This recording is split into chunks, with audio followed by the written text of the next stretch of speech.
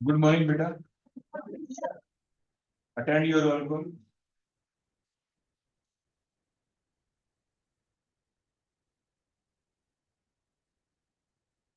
शोभा, Present sir, 0.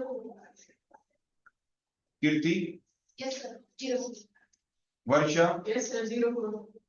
Anjali, Yes sir, 0.5. खुशी, Yes sir, 0.6. कविता, गरिमा, Yes sir, 0. Nishan, Isha, Yes sir, 11. Pankaj, yes sir 12 Pooja. Present sir, 3. Pankaj के बाद प्रशांत, प्रशांत से पूजा, Present sir. प्रिया, शीतल, सिमरन, भूमिका, Present sir. दीक्षा, खुशी, Yes sir, 25. Renu, Yes.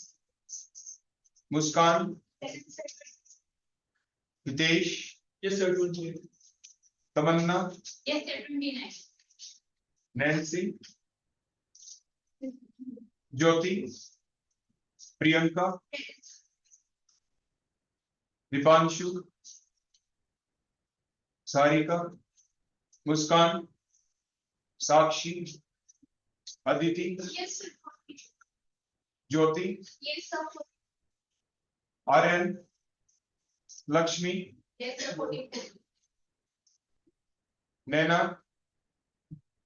Sanju, Siddharth, Riya, Yes sir, 55. Tanu, Sanu, Present sir, 53. Anjali, Vansh, Mann, Harsh, present sir 57 Rinki, Muskan, Vidhi. और कोई student? हो गई सभी की अटेंडेंस?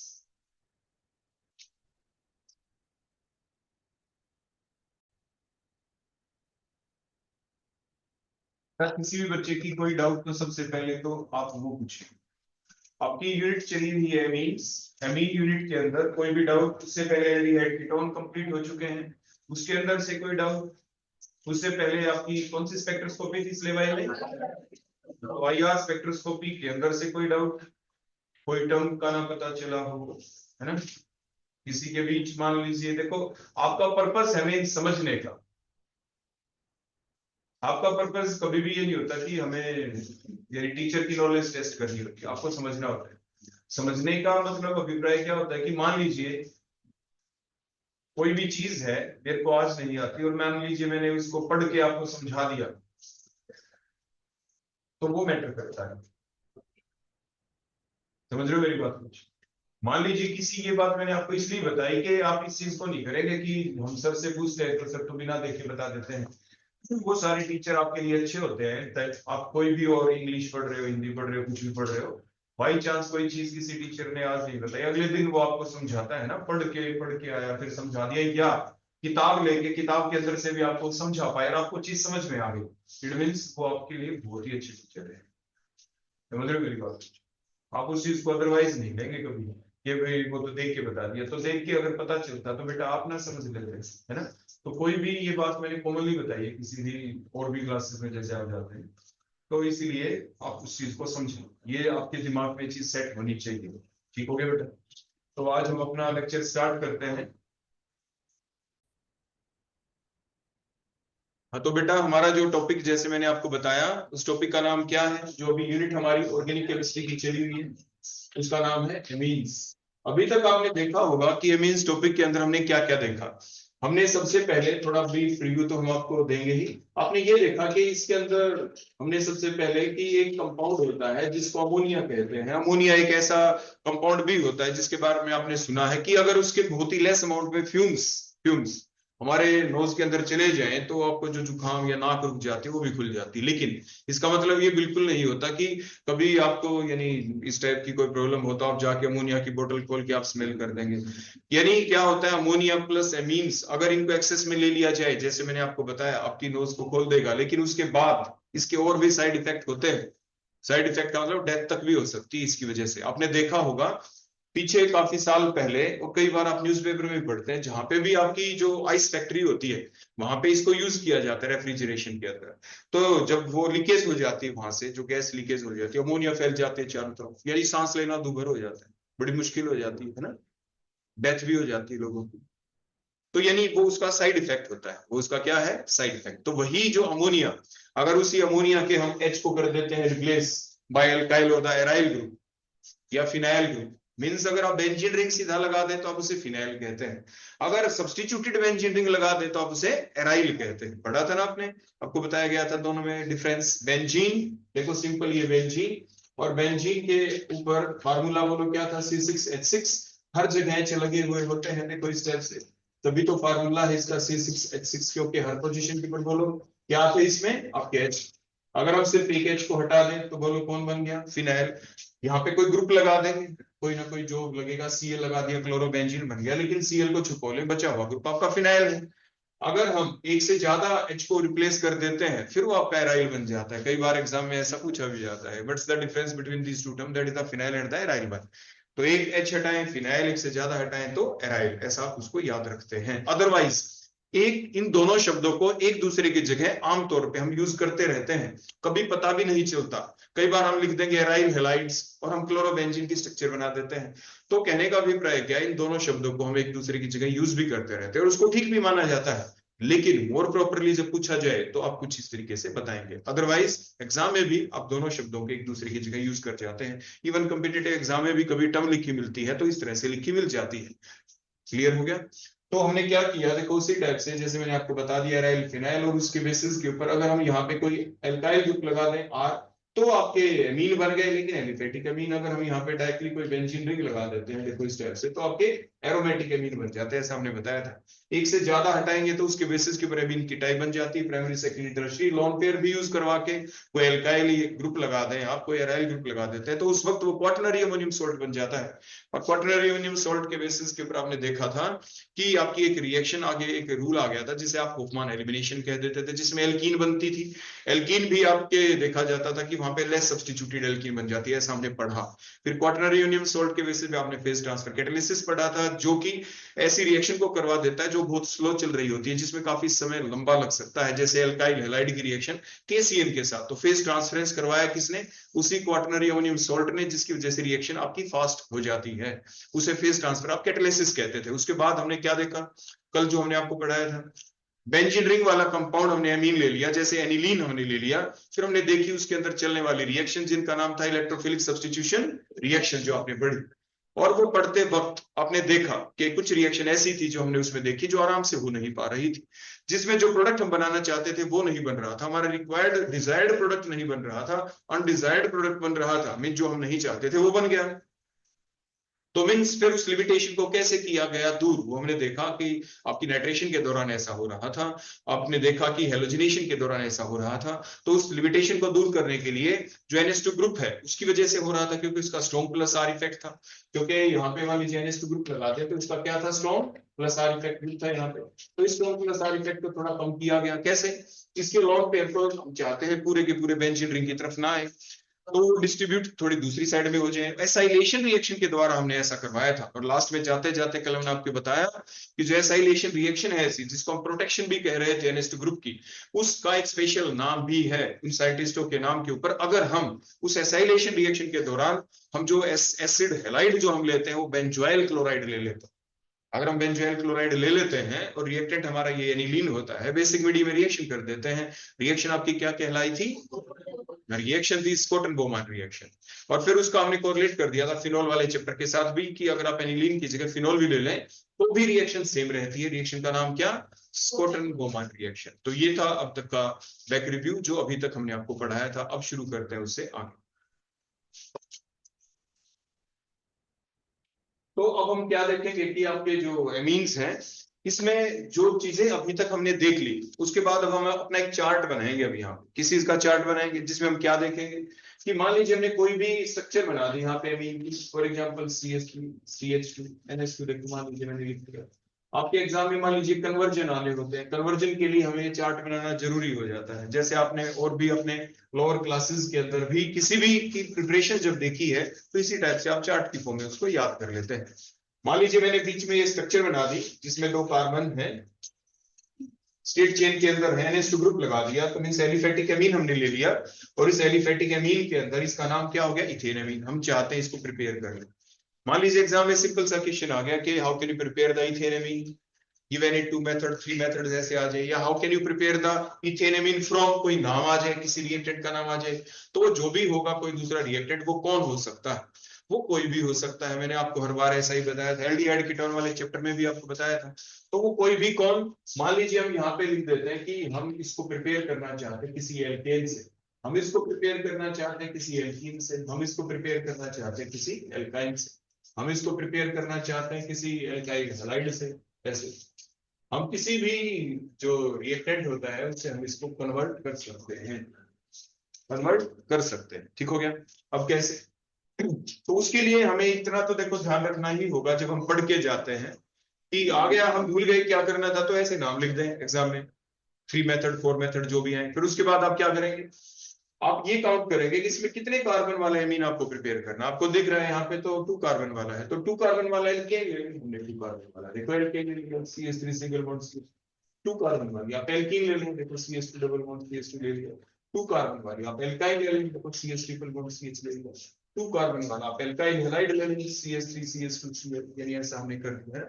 फिर मान लीजिए आप में से कोई ये कह दे कि जी ये क्या नाम है, 2 कार्बन वाला आपने ही क्यों लिया, 1 कार्बन वाला नहीं ले सकते, या 3 कार्बन वाला नहीं ले सकते। हम ले सकते हैं, ऐसी बात नहीं, लेकिन उसके दौरान अगर हम 1 कार्बन वाला एल्केन ले लें तो उससे भी इसको प्रिपेयर हम कर सकते हैं एग्जाम में, वो भी पूछा जा सकता है। लेकिन अगर हम ऐसी रिएक्शन जिसमें कम कार्बन वाला कोई रिएक्टेंट लेके एक हायर कार्बन वाला कोई प्रोडक्ट बना लेते हैं, तो मतलब नंबर ऑफ कार्बन एटम बढ़ गए, तो उसे आप असेंडिंग ऑफ सीरीज कहते हैं। ऐसे ज्यादा कार्बन वाला कोई रिएक्टेंट लेके, जैसे 3 वाला और 2 कार्बन वाला एक कंपाउंड, उसे आप डिसेंडिंग ऑफ सीरीज कहते हैं। एग्जाम में ऐसा भी आ सकता है क्वेश्चन कि भाई आप एमीन को तो प्रिपेयर करें बट बाय यूजिंग, बोलो कौन सी heading, descending of series. By using बोलो क्या, असेंडिंग ऑफ सीरीज, है ना, कह भी दिया। तो आपको सोचना है कि भाई उस असेंडिंग ऑफ सीरीज का क्या मतलब, डिसेंडिंग ऑफ सीरीज का क्या मतलब होता है। तो इट मींस आपको ऐसा रिएक्टेंट लेना पड़ेगा जिसमें कार्बन उससे कम है या उससे ज्यादा है। तो ऐसे करके आपको बनाना है इस पर्टिकुलर कंपाउंड को। हो गया ना। डायरेक्ट ना पूछ कैसे, ये कन्वर्जन दे देते हैं कि convert ethane into ethanamine, convert ethene into ethanamine, convert ethyne into ethanamine, convert chloroethane into ethanamine, यानी कुछ भी और भी जो हम नाम लिखने वाले हैं। जैसे मान लीजिए इसके बाद हम एल्कोहल ले लेंगे, तो CH3 CH2OH, मान लीजिए हम एल्कोहल से इसको प्रिपेयर करना चाहते हैं ऐसे एमीन को, या उसके बाद मान लीजिए हम ईथर ले लेते हैं, इसी टाइप से 2 कार्बन वाला कंपाउंड हमने लिया। पहले हम सेम कार्बन वाले ही ले रहे हैं, ये आपने ईथर्स ले लिए। उसके बाद आप कोई एल्डिहाइड कीटोन ले लें, मान लीजिए हमने एल्डिहाइड ले लिया 2 कार्बन का। हम कीटोन तो ले नहीं सकते, 2 कार्बन का होता नहीं है, क्योंकि कीटोन के अंदर तो क्या होगा, कार्बोनिल ग्रुप के दोनों साइड में R ग्रुप होने जरूरी है, तो कम से कम 3 कार्बन का ही होगा।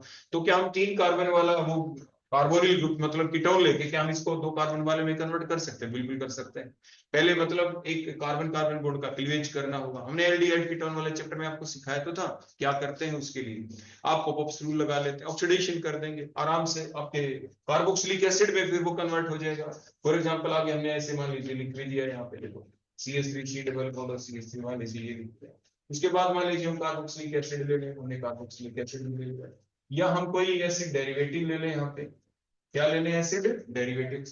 एसिड डेरिवेटिव में पहले वही ले लेते हैं जिसमें NH2 ग्रुप भी आपको दिखता है। मान लीजिए हमने ये ले लिया, देखो इथेन प्रोपेन एमाइड हमने ले लिया, की बजाय एक कार्बन वाला अगर सेम कार्बन वाला लेना पड़ जाए तो आपको ये हो सकता है CH3 डबल बॉन्ड और NH2। मान लीजिए आपने इथेन एमाइड ले लिया, देखो इथेन एमाइड आपने ले लिया, हो गया ना इस टाइप से। तो मतलब अब ये सारी चीजें अभी हमने लिख दी, और भी हम बाद में लिख देंगे उसके बाद, है ना, हमारा एरिया कवर हो गया। अब हम क्या करें, देखो इसको प्रिपेयर करने के लिए, देखो आपने जब भी पढ़ा था अपने ऑर्गेनिक केमिस्ट्री के अंदर, जब हम रिएक्शन को स्टार्ट करते हैं तो हमने सबसे पहली चीज ये सीखी थी एल्केन के बारे में कि they are the least reactive species, है ना। क्योंकि रिएक्शन चलने के लिए जो भी पर्टिकुलर कंपाउंड होता है उसके अंदर कोई रिएक्टिव साइट दिखनी चाहिए। अब रिएक्टिव साइट का मतलब क्या होता है? रिएक्टिव साइट का मतलब होता है कुछ ना कुछ सेपरेशन ऑफ चार्ज दिखाई दे। सेपरेशन ऑफ चार्ज कब दिखाई देगा? जब उस पर्टिकुलर कंपाउंड के अंदर दो एटम ऐसे हों जिनके बीच में इलेक्ट्रोनेगेटिविटी का डिफरेंस थोड़ा ज्यादा हो, जिसकी वजह से थोड़ा सा पॉजिटिव और नेगेटिव चार्ज का ऐसा कुछ दिख जाए। यहाँ पे कार्बन और हाइड्रोजन के बीच देखें उतना ज्यादा इलेक्ट्रोनेगेटिविटी का डिफरेंस होता नहीं, उतना ज्यादा सेपरेशन ऑफ चार्ज होता नहीं कि जो रिएक्शन हम चलाना चाहते हैं आपकी जो न्यूक्लियोफिलिक सब्स्टिट्यूशन रिएक्शन या जो भी के वो हो पाए, वो हो नहीं पाती ऐसे। इसलिए इस लेस रिएक्टिव स्पीसी को सबसे पहले किसी मोर रिएक्टिव स्पीसी में कन्वर्ट करना होगा। तो फिर अभी आप ये कहेंगे कि सर जैसे अभी आपने बताया कि इसमें तो कोई ऐसी साइट है नहीं, तो इसका मतलब इसमें कोई रिएक्शन होनी नहीं चाहिए, तो इसका मतलब कोई भी रिएक्शन नहीं होनी चाहिए। लेकिन फिर पाया गया कि रिएक्शन आखिर करें तो कैसे करें, कौन सी करें? तो लाइट की प्रेजेंस में रिएक्शन की गई इसके अंदर। तो लाइट की प्रेजेंस में जब इसमें रिएक्शन की तो हेलोजिनेशन रिएक्शन हमने की, जिसमें होमोलाइटिक फिशन हमने पढ़ा था, हो जाती है। इसका मैकेनिज्म हमने देखा था। तो क्या हुआ, एक है छठा और बोलो क्या लग गया, Cl। कहने का अभिप्राय फिर आपके दिमाग में आप ये चीज जमा लेते हैं कि जब भी हमें कोई भी कन्वर्जन करना हो जिसमें किसी एल्केन को किसी भी दूसरे कंपाउंड में कन्वर्ट करना हो, तो हम आमतौर पे करते क्या है, हम पहली स्टेप में हेलोजिनेशन ही करते हैं, इन प्रेजेंस ऑफ लाइट करते हैं। तो उसके द्वारा होगा क्या, एक एच छठा एक Cl लगा। अगर हम अनकंट्रोल्ड वे में चले तो क्या होगा, आपके जितने और एच है वो भी हटते चले जाएंगे, और वो भी हटते चले जाएंगे, सब्स्टिट्यूशन होती चली जाएगी। सब्स्टिट्यूशन हुई लाइट की प्रेजेंस में हुई, होमोलाइटिक फिशन के थ्रू हुई, ठीक हो गया ना। तो एच हटा और क्या लगा, Cl, कंट्रोल्ड वे में। इसका मतलब ये नहीं क्या सर यहीं पे रिएक्शन रुक गई, क्या आगे नहीं चली, चली बिल्कुल, आगे और एच भी हट सकते हैं। लेकिन पेपर के ऊपर, बोर्ड के ऊपर कोई रिएक्शन जितनी इजी आपको दिखती है कि वो एकदम हो गई, इतनी इजी होती नहीं, क्योंकि उस रिएक्शन को स्टेज के ऊपर रोकना, ये देखना क्या वो प्रोडक्ट बन भी चुका है कि नहीं, है ना। तो उस चीज के लिए हमें और साइड बाय साइड दूसरी टेक्निक को यूज करना पड़ता है। आप क्रोमेटोग्राफी यूज करते हैं, जिसके द्वारा हम पता लगा लेते हैं कि हाँ ये बन चुका है रिएक्टेंट, एक नई चीज आ चुकी है। स्टॉप हीटिंग, यस, उसको लाइट की प्रेजेंस से उसको हटाओ ताकि और फर्दर रिएक्शन ना हो पाए। मतलब इतना इजी काम नहीं होता किसी प्रोडक्ट को बनाना जितना आसानी से हम एक पल में यहाँ पे लिख देते हैं। खैर यहाँ पे देखो ये आपका प्रोडक्ट बन गया। अब क्या करें इसके बाद आगे? इसके बाद आपने देखा कि इसमें Cl लगा के अब तो NH2 लगाना है। तो अभी वो रिएक्शन तो हमने आपको पीछे सिखा भी दी थी। देखो ऐसे अमोनिया के अंदर, मान लीजिए अमोनिया की स्ट्रक्चर आप जानते हैं कि हमने लिख दिया NH3, बोलो कैसे चली थी, कार्बन के ऊपर स्लाइड पॉजिटिव चार्ज आ चुका है, Cl के ऊपर स्लाइड नेगेटिव चार्ज आ चुका है। होगा क्या, सिंपल सब्स्टिट्यूशन रिएक्शन। ये जो अमोनिया है यहाँ पे एक न्यूक्लियोफाइल का काम कर रहा है। क्यों? क्योंकि नाइट्रोजन जिस पे लोन पेयर, इसने अपने लोन पेयर उस कार्बन को दिए जिसके ऊपर स्लाइड पॉजिटिव चार्ज है ना। तो जब स्लाइड पॉजिटिव चार्ज है इसके ऊपर अटैक हुआ तो उसके बाद क्या हुआ, कार्बन के 5 बॉन्ड हो जाएंगे, Cl आराम से निकल जाएगा। नाइट्रोजन ने लोन पेयर दिए तो नाइट्रोजन के ऊपर पॉजिटिव चार्ज आ जाएगा, इलेक्ट्रोफिलिक ज्यादा हो जाएगा, इसीलिए NH बॉन्ड के इलेक्ट्रॉन ये अपनी तरफ क्या कर लेगा, बोलो अट्रैक्ट कर लेगा। तो ओवरऑल क्या हुआ, यहाँ से H पॉजिटिव, ये Cl नेगेटिव, HCl निकल गया, और बोलो आगे क्या क्या लगा यहाँ पे, NH2, कार्बन का N के साथ नया बॉन्ड बन गया और N के ऊपर 2 H तो लगे ही हुए थे। क्लियर हो गया ना। तो इस टाइप से आपने क्या देखा, आपने इथेन को किसमें कन्वर्ट कर दिया, इथेन अमीन के अंदर, लेकिन via formation of alkyl halide, क्योंकि एल्काइल हैलाइड के थ्रू रिएक्शन हुई है। तो सेकंड पॉइंट हम सीधे एल्काइल हैलाइड के ऊपर आ गए। बोलो इसमें हमने क्या डाला, सिंपल आपने अमोनिया डाल दिया, क्या डाला, अमोनिया। लेकिन हम चाहते हैं ये ही अमीन बने, तो ये भी चीज हमने बताई थी। आप अमोनिया को क्या ले लेंगे, बोलो यहाँ पे एक्सेस में ले लेंगे, अमोनिया को एक्सेस में ले लेंगे, यहाँ पे भी अमोनिया को एक्सेस में ले लेंगे, क्योंकि अगर हमने एल्काइल हैलाइड को एक्सेस में ले लिया तो क्या होगा, मिक्सचर बनेगा, होफमान एग्जॉस्टिव एल्काइलेशन चल जाएगी, जिसमें प्राइमरी के बाद सेकेंडरी अमीन, टर्शरी, फिर उसको रोकना फिर वही हमारे लिए बड़ा हेक्टिक काम होगा। या उससे भी अच्छा काम होता क्या है, मैंने आपको देखो पहले भी बताया था, आप हमेशा क्या करें, देखो जो भी रिएक्टेंट हमारे पास होता है ना, देखो मैं आपको फिर बता दूं, कोई मुश्किल काम यही है। देखो हमारे पास, आपको देखो इस रिएक्शन को तो आपने देख ही लिया कि अल्काइल हैलाइड को जब आप यहाँ पे कन्वर्ट कर रहे हैं आपके अमीन्स के अंदर, देखो ये मान लीजिए आपको क्लोरोइथेन लेना है, क्लोरोइथेन लेना है तो हर कार्बन के मास का आपको पता है ना, कार्बन के नीचे 6 एटॉमिक नंबर होता है, मास 12 होता है, 12 होता है। तो ऐसे ही CH3 CH2 Cl का मॉलिक्यूलर फार्मूला लिख के, मींस इसमें कितने कार्बन है उसका मास ले लो, हाइड्रोजन का मास ले लो, क्लोरीन का मास ले लो, मोल कॉन्सेप्ट को अपनाएं आप। और फिर इस रिएक्शन के द्वारा अगर हम इसको बैलेंस करते हैं तो रिएक्शन क्या कहती है, देखो इसका 1 मोल था, इसका भी 1 मोल था, तभी तो इसका 1 मोल बन गया। तो आप स्टोक्योमेट्रिक रेशियो के हिसाब से आप अपना काम करना शुरू करें। ये कितना ले, 1 मोल का मतलब उसका मोलिकुलर मास, 1 मोल का मतलब उसका मोलर मास। तो यानी जो भी इसका मोलिकुलर मास है, जो भी आएगा आप कैलकुलेट कर लेंगे। अमोनिया जो भी इसका मोलर मास है, जैसे नाइट्रोजन का 14, हाइड्रोजन 3 है, तो जैसे 17 हो गया है ना, तो वो हो गया। अगर वो चीज लिक्विड की फॉर्म में है तो क्या करें? तो फिर बड़ा इजी काम है, कोई मुश्किल काम है नहीं। आप फॉर्मूला जानते हैं, बड़ा बेसिक सा, density is equal to mass by volume, है ना। तो फिर जब आपको डेंसिटी का जो फार्मूला है आपके पास, डेंसिटी इज इक्वल टू देखो ऐसे मास बाय वॉल्यूम, तो हम क्या करें, हम तो वॉल्यूम ही ले सकते हैं लिक्विड का, तो आपको डेंसिटी का पता है। तो फिर हमने जब कैलकुलेशन की मोल कॉन्सेप्ट के अनुसार, तो हमने इसका मास लिया था। जो मास लिया था कितना आया था, फॉर एग्जांपल 14 + 3 मान लीजिए 17 ग्राम आया था। 17 ग्राम कैसे वॉल्यूम लेंगे, तो जो ये मास है 17, इसको कन्वर्ट कर देंगे किस चीज के अंदर, वॉल्यूम के अंदर। वॉल्यूम चला गया देखो ऊपर और डेंसिटी आ गई नीचे। मास कितना चाहिए 17, यहाँ पे 17 वैल्यू पुट करो। डेंसिटी की जगह बोतल होती है जो अमोनिया की, उसके ऊपर लिखा हुआ होता है, हर लिक्विड की बोतल पे आप देखना, सल्फ्यूरिक एसिड की देखना, नाइट्रिक एसिड की देखना, उसके ऊपर लिखा होता है कि डेंसिटी इतनी जो आप ले रहे हैं।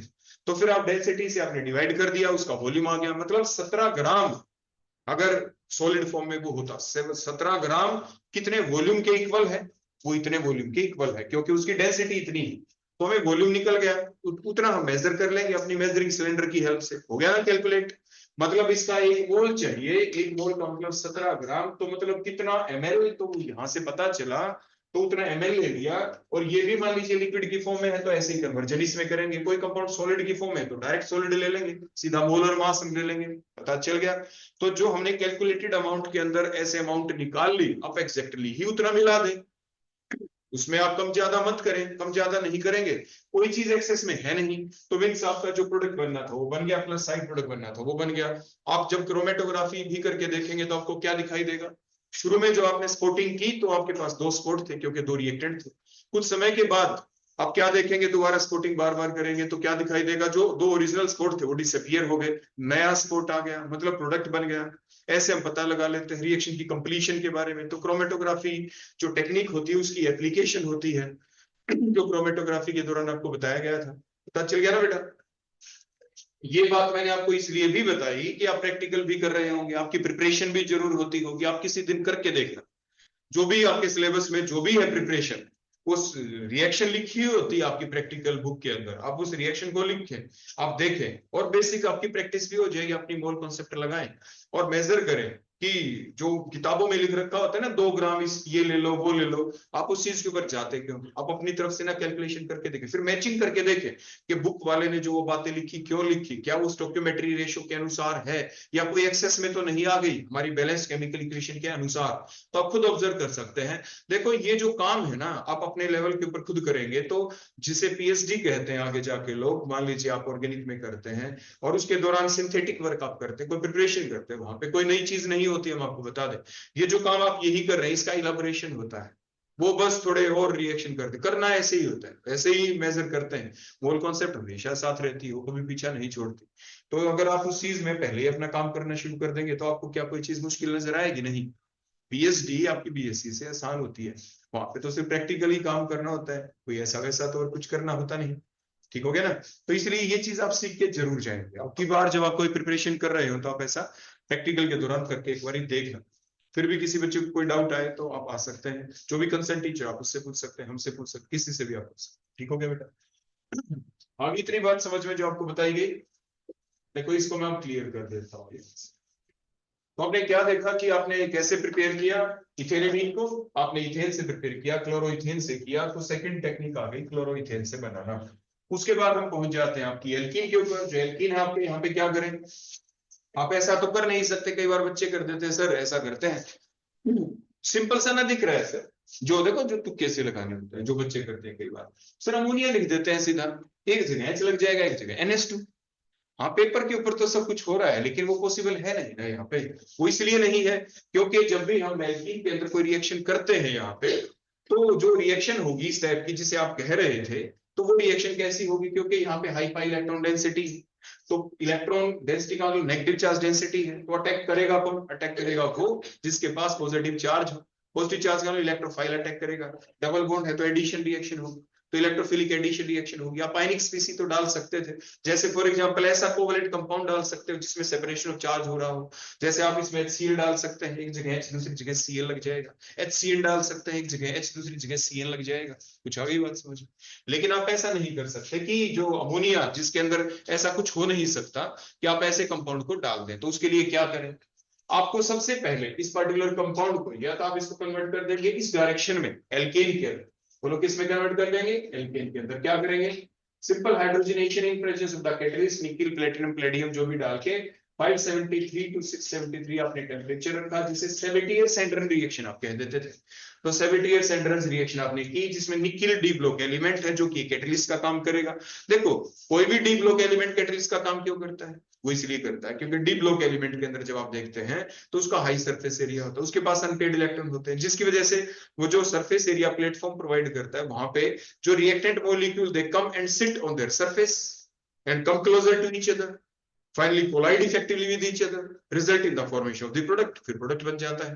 देखो जो रिएक्टेंट एक दूसरे के नजदीक आ नहीं पा रहे थे, जैसे गैसेस है, जैसे ethene is a gas, hydrogen is a gas, दो गैस मॉलिक्यूल को आपस में कोलाइड कैसे करवाएं, बड़ा डिफिकल्ट टास्क है, इसलिए एक सॉलिड प्लेटफॉर्म लिया, सॉलिड कैटलिस्ट लिया, जैसे निकिल प्लेटिनम पैलेडियम हमने ले लिया, उनके सरफेस के ऊपर आके वो बैठते हैं, रिएक्टेंट मॉलिक्यूल एक दूसरे के नजदीक आ गए, कोलाइड कर गए, प्रोडक्ट बन गया।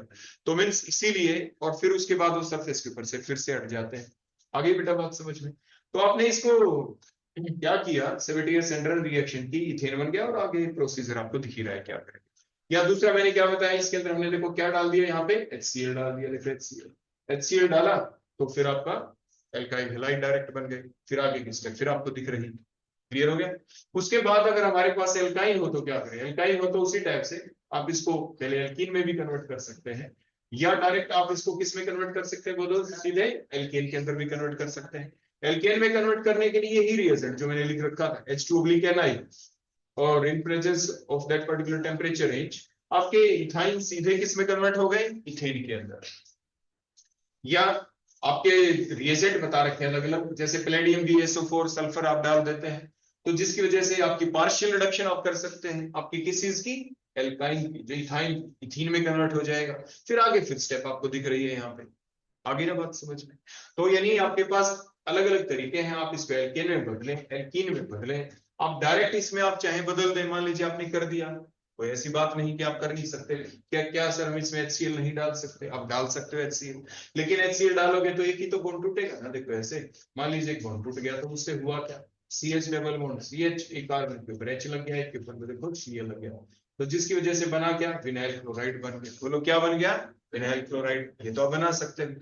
अब जो विनाइल क्लोराइड बन गया, अब इसकी फर्दर आप रिडक्शन कर सकते हैं, दोबारा रिडक्शन, तो डबल बॉन्ड सिंगल में कन्वर्ट हो जाएगा, तो आप ऐसा भी कर सकते हैं। आगे ना बात समझ में आपको। तो यानी वो आपके ऊपर डिपेंड है कि आप पहले क्या काम करें।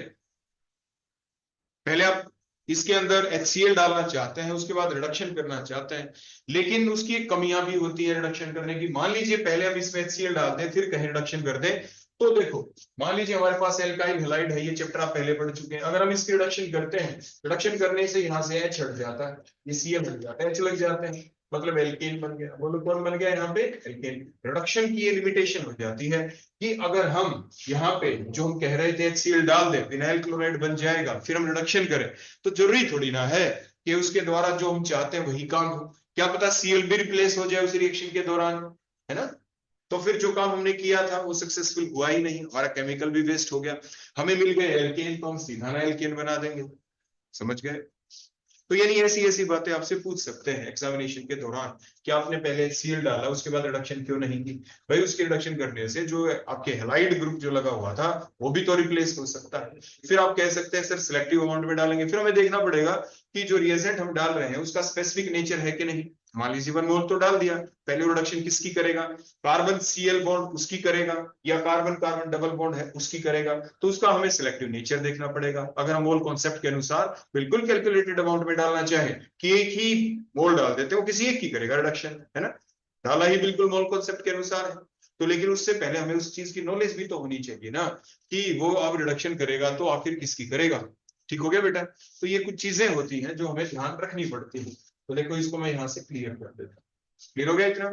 अब उसके बाद देखो आगे चलते हैं, हम एल्कोहल तक पहुंच जाते हैं। अब जो हमारे पास यहाँ पे एल्कोहल है, एल्कोहल को हमें कन्वर्ट करना इथेनमीन में, तो बोलो कैसे कन्वर्ट करें? एल्कोहल को इथेनमीन में कन्वर्ट करने के लिए सिंपल रिएजेंट आपने डाला, मैंने पीछे बताया भी था आपको, वही बोलो कौन? अमोनिया। अमोनिया डालेंगे, क्या होगा? अमोनिया का H, और यहां से बोलो क्या? OH। वाटर लॉस होगा और NH2 ग्रुप आपका लग जाएगा। तो इस तरीके से आपने इथेनॉल को किसमें कन्वर्ट कर दिया? इथेनमीन के अंदर। अगर हमें कन्वर्ट करना हो ईथर को, तो क्या करें? देखो ईथर के अंदर जो हम रिडक्शन करेंगे, देखो इसको कन्वर्ट करेंगे तो देखो 2 मोल बन जाएंगे। मान लीजिए आपने इसमें HI डाल दिया, क्या डाल दिया? HI डाला तो H पॉजिटिव इधर और I इधर, देखो इस टाइप से आ गया ना, हेलोजन इधर। तो 2 चीजें मिल गई हमें, एक तो एल्कोहल मिल गया HI डालने से, और साथ के साथ दूसरी चीज हमें क्या मिल गई? बोलो एल्काइल हैलाइड। मान लो हम यहाँ पे I को एज्यूम कर लेंगे, वो हमें मिल गया, फिर आगे इधर चलेंगे और यहाँ पे एल्कोहल से इधर चलेंगे। क्लियर हो गया? तो जब हमारे पास ईथर होता है, अगर हम एक ही मोल HI का डालें, कितने मोल डालें? सिर्फ एक मोल डालने से 2 चीजें मिलेंगी, एक तो एल्कोहलिक पार्ट मिलेगा और दूसरा एल्काइल हैलाइड मिल जाएंगे। अगर हम एक्सेस में डालते हैं तो क्या होता? अगर मान लीजिए हम एक्सेस में डाल दें, इधर H डाल दें, इधर I लगा दें, है ना, इस टाइप से। देखो अगर मैं स्टेप बाय स्टेप आपको दिखाऊं, इधर H था, बोलो इधर क्या था? I हमने डाल दिया। उसके बाद फर्दर इधर H और इधर बोलो क्या? I हम लगा दें ऐसे। तो क्या हुआ? क्या निकल गया? बोलो वो HI डाले तो वाटर निकल गया, एल्काइल हैलाइड ही मिल गए। एल्काइल हैलाइड को फिर वहां पहुंचा दो, फर्दर रिएक्शन चल जाएगी। और भी एक्सेस में डाल दें तो क्या होगा? देखो H और I डाल दिया, H और I हमने डाल दिया, इन प्रेजेंस ऑफ रेड फास्फोरस हमने डाल दिया, तो क्या हुआ? I2 भी निकल गया, I2 भी निकल गया। I2 रेड फास्फोरस के साथ रिएक्ट करके PI3 बन जाएगा और ये एल्केन बन गए। एल्केन बन गए तो हम एल्केन वाले पॉइंट पे पहुंच गए, फिर वहां से हम अमोनिया तक पहुंच सकते हैं। मैं ये सारी बातें आपको बता क्यों रहा हूं इस तरीके से? पेपर में जब कभी भी कन्वर्जन आता है, कभी आपके इस तरीके से कैसे लिखा नहीं आता कि convert that particular compound into this much in only 1 step या इन 2 स्टेप या शॉर्टेस्ट पॉसिबल पाथ, ऐसा लिखा तो नहीं आता। आपको कन्वर्ट ही करना होता है। इससे अच्छा कि कोई बच्चा इधर उधर किसी की चीटिंग करे, आप ऐसे सीख के जाते हैं। आपने मान लीजिए किसी बच्चे ने यही इथोक्सीथेन दे दिया, किसी बच्चे ने एक ही मोल HI डाल के एक इसका मोल बना दिया, एक उसका, फिर कन्वर्ट कर दिया इथेनमीन, वो भी ठीक है। किसी बच्चे ने पहले ऐसा करके दिखाया जो मैंने आपको बताया कि एक्सेस में HI डाल दिया और एक्सेस में HI डालने से आपने क्या बना दिया? यहां से इथेन, यानी ये बना दिया और आगे फिर ये रूट अपना दिया, फिर भी बना दिया, उसका भी ठीक है। मतलब कन्वर्जन के दौरान उसको पूरे नंबर मिलेंगे उस बच्चे को, उसके नंबर कटेंगे नहीं। एक की कॉपी में कुछ और हो सकता है, दूसरी कॉपी में कोई और, है ना। जब पॉसिबल रूट अलग अलग हो सकते हैं तो ऐसा तो नहीं हो सकता ना कि एग्जाम में जब बच्चा बैठेगा तो सारे बच्चे एक जैसा सोच रहे हैं। तो जब टीचर, कोई एग्जामिनर आपकी कॉपी चेक करता है और सभी का बिल्कुल एक जैसा दिखता है, तो उससे क्या पता चलता है? बड़े होशियार बच्चे हैं, बिल्कुल एक जैसा लिख रहे हैं। पॉसिबल हो भी सकता है, क्या पता सभी बच्चों ने, यानी जो क्लास में पढ़ा सीखा, जैसे आपको बता रहे हैं, सभी ने सोचा यही कर दें, ऐसा भी हो सकता है। लेकिन एक आधा बच्चा तो पूरी, मान लो 100 कॉपियां कोई टीचर चेक करता है, तो 1-2 की तो अलग हटके दिखनी चाहिए ना। सभी का 100% दिमाग तो नहीं हो सकता ना एक जैसा। तो समझ पा रहे हो मेरी बात, मैं आपको क्या कह रहा हूँ? यानी आपका क्वेश्चन हमेशा ठीक होता है, अपने दिमाग से आप उस चीज को करें। अब देखो यहाँ पे चलते हैं आगे। हमने इसके अंदर अमोनिया डाल दिया, अमोनिया डाल दिया तो बोलो इसमें बना क्या? आपने पढ़ी थी रिएक्शन, न्यूक्लियोफिलिक एडिशन रिएक्शन चलती है एल्डिहाइड कीटोन में। तो यहां से H2 निकलेगा और यहां से H निकला, तो बोलो बना क्या? ये CH3 है, ये CH हो गया, ये डबल बॉन्ड हो गया, NH लग गया। अब उसके बाद बोलो क्या कर देंगे हम? इसकी रिडक्शन, लिथियम एल्यूमिनियम हाइड्राइड डाल देंगे। शुरू में अमोनिया डाला तो इमीन्स बन गई, बोलो क्या बन गई? यहाँ पे इमीन्स बन गई ना, इमीन्स। और उसके बाद रिडक्शन करेंगे, जैसे लिथियम एल्यूमिनियम हाइड्राइड आपने डाला तो ये रिडक्शन हुई, इधर भी H लगा, इधर भी H लगा, CH2NH2 बन गया ना वही चीज। तो मीन्स जब कभी एल्डिहाइड दे दिया जाए इस टाइप से, जैसे इथेनॉल हमारे पास आ गया, तो आप उसमें अमोनिया डालते हैं, इमीन्स बनती है पहले, लेकिन इमीन्स की रिडक्शन करते हैं, उसके बाद हमें एमीन्स मिल जाती है। क्या मिल जाती है हमें? एमीन्स। आगे बात समझो। उसके बाद देखो थोड़ा इसी से कोरिलेटेड, पहले हम उससे को ले लेते हैं, क्योंकि अगर हमारे पास मान लीजिए इथेनामाइड होता तो हम क्या करते हैं? एक ही तो फर्क दिख रहा है, O हटाएं और H लगाएं, क्या करेंगे? रिडक्शन। तो आपने डाल दिया लिथियम एल्यूमिनियम हाइड्राइड, तो भी रिडक्शन हो जाएगी। आप इसमें डाल दें सोडियम इथेनॉल, एक रिड्यूसिंग एजेंट का जो काम करता है, ये डाल दें, हीट कर दें, तो भी रिडक्शन हो जाएगी। कुछ आगे बात समझ। तो कहने का अभिप्राय क्या था कि हमें O को हटाना है, H लगाना है, तो रिडक्शन कर दी। तो आपने इथेनामाइड को बोलो किसमें कन्वर्ट कर दिया? इथेन एमीन में।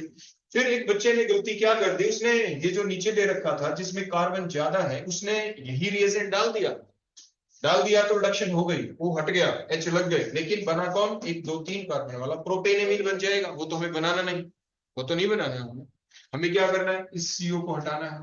तो उसके लिए एक नेम रिएक्शन है, देखो जो आपने पढ़ रखी है, क्या है उसका नाम, वो होफमान ब्रोमेमाइड रिएक्शन है, जिसमें ब्रोमीन डालते हैं, बेसिक मीडियम कर देते हैं और आप हीट कर देते हैं। तो होफमान साइंटिस्ट का नाम था, होफमान हो गया, ब्रोम मतलब ब्रोमीन यूज की, एमाइड मतलब एमाइड में डाला, ऐसे करके आप उसका नाम भी याद कर लेते हैं। और ये डीकार्बोनाइलेशन रिएक्शन है, जिसमें कार्बोनिल ग्रुप हट जाता है, मैकेनिज्म के दौरान आप वो चीज समझ पाते हैं। तो आपने देखा कि किस तरीके से आपके पास जब एमाइड होते हैं तो एमाइड सेम कार्बन वाले हैं या ज्यादा वाले, तो नहीं, ज्यादा वाले हैं, और एक ही ज्यादा वाला हो तो हम डीकार्बोनाइलेशन रिएक्शन कर सकते हैं, होफमान ब्रोमेमाइड रिएक्शन हम कर देते हैं। अब मान लीजिए आप ये सोचेंगे सर कार्बोक्सिलिक एसिड है तो क्या करें, तो वही काम कर दो। कार्बोक्सिलिक एसिड आपको यहाँ पे दिख रहा है, तो ये CH3CH जो दिख रहा है, अभी तो आपने सीखा कि अल्कोहल में OH ग्रुप को हटाना हो, देखो OH ग्रुप को हटाना हो और OH ग्रुप की जगह क्या लगाना हो, NH2 अमोनिया डालते हैं। कार्बोक्सिलिक एसिड के अंदर भी आपको क्या दिख रहा है, यहाँ पे OH ग्रुप है, OH ग्रुप को हटा के क्या लगाना है यहाँ पे, NH2। हमने सिंपल क्या डाला, अमोनिया डाल दिया, वगैरह OH हटा और क्या लगा, NH2, और आगे की रिएक्शन आपके पास है, आप ऐसा कर सकते हैं। आगे ना बात समझ में। तो कहने का अभिप्राय क्या है, कोई और भी हमारे पास एसिड डेरिवेटिव होते, एसिड हैलाइड हो, एसिड एनहाइड्राइड हो, एस्टर हो, तो हम क्या कर सकते हैं, उनकी हाइड्रोलाइसिस जब भी हम करते हैं किसी भी एसिड डेरिवेटिव की, तो किस में कन्वर्ट होता है, कार्बोक्सिलिक एसिड में। और कार्बोक्सिलिक एसिड को किस में कन्वर्ट कर लें, एमाइड में, और एमाइड से आप क्या बना सकते हैं, सीधे एमीन आप बना सकते हैं। ठीक हो गया। जैसे मैंने बताया था कि ये जो आपको कीटोन हमने ले लिया, अगर हम इसका ऑक्सीडेशन करते हैं इस टाइप से, पॉप-अप स्क्रू लगा के करते हैं, कंसंट्रेटेड नाइट्रिक एसिड हम डाल दें, तो ये हिस्सा टूटा, ये तो CO2 और H2 में कन्वर्ट हो जाएगा। यहां से इस हिस्से से मिला हमें बोलो कौन मिला, हम इधर ही लिख देते हैं, देखो इधर बोलो हमें क्या मिला, ये कार्बोक्सिलिक एसिड मिल गया ना, कार्बोक्सिलिक एसिड। जो हमने यहाँ पे बोलो कौन डाला, कंसंट्रेटेड HNO3, हमने ऑक्सीडेशन किया। फिर आगे आप जानते ही हैं। अब किसी बच्चे को कोई डाउट इतने काम के अंदर से जो आपको बताया गया, तो आप मेरे से पूछ सकते हैं, कोई भी डाउट तो आप पूछे बेटा। कहने का मतलब आपको कन्वर्जन रिएक्शंस जो भी जिस भी तरह का क्वेश्चन आए, आपको उस चीज से घबराना नहीं होता। आप अपनी बेसिक फैक्ट को अपने दिमाग में रखते हैं और उसके अनुसार आप कन्वर्जन करना स्टार्ट कर देते हैं। पेपर में फिर कोई भी कन्वर्जन आ जाए, कैसे भी आ जाए, आप उसको कर देंगे पड़ेगा, है ना, कोई दिक्कत नहीं आएगी ना। अभी किसी बच्चे को कोई डाउट तो आप देखें, आपने पहले अपने नोट्स बना भी रखे हैं। देखो जब आपके पास ये चार्ट हो जाता है ना पूरा, जैसे बोर्ड के ऊपर अभी जो हमने बनाया था, आप पूरे एक कंपाउंड को दूसरे के साथ कोरिलेट करके देखें कि क्या क्या पॉसिबल क्वेश्चन आ सकते हैं। अपने प्रीवियस ईयर क्वेश्चन पेपर निकालें, फिर देखें क्या इस चार्ट के अंदर से कोई कन्वर्जन आया था, किस तरह का क्वेश्चन आ चुका है, तो तभी आपकी क्लियरेंस बढ़ती चली जाती है, मन के अंदर का डर निकलना शुरू हो जाता है। तो प्रीवियस ईयर क्वेश्चन पेपर आप जरूर देखते रहें, कोई मिल जाए, कोई मान लीजिए ये चैप्टर तो आपके +2 में भी था, तो +2 का कोई क्वेश्चन पेपर मिल गया आपको, प्रीवियस ईयर मिल जाए, उसमें से एमीन के ऊपर जितने भी क्वेश्चन आए हैं सारे सोल्व कर दो। जरूरी थोड़ी ना होता है कि BSc वाले जो मिल जाए जहां मिल जाए। मान लीजिए आपके सामने कोई IAS का पेपर आ गया ऐसे ही ऑब्जेक्टिव वाला या कोई और, तो आपने देखा उसमें एमीन के ये 5 क्वेश्चन आए, आप उनको सोल्व कर लो। देखो क्वेश्चन होते हैं, चैप्टर का नाम मैटर करता है, चैप्टर है एमीन्स, और एमीन के अंदर आ रही है कोई रिएक्शन आपको करनी आनी चाहिए, कन्वर्जन करना आपको आना चाहिए। ये मतलब नहीं कि वो तो +2 में आया था हमारे क्यों आएगा, वो तो IAS में आया था हमारे क्यों आएगा। हाँ, डिफिकल्टी लेवल अलग अलग हो सकता है, तो उस डिफिकल्टी लेवल को भी आप फेस करना सीख जाएंगे जब आप उस क्वेश्चन को देखेंगे। तो मैंने तो बेटा बहुत बोल दिया, अब आपकी टर्न, आप में से किसी बच्चे को कुछ पूछना हो तो मेरे से पूछें, और नहीं तो आप जा सकते हैं, आपकी अगली क्लास का टाइम हो गया। अब आप जा सकते हैं।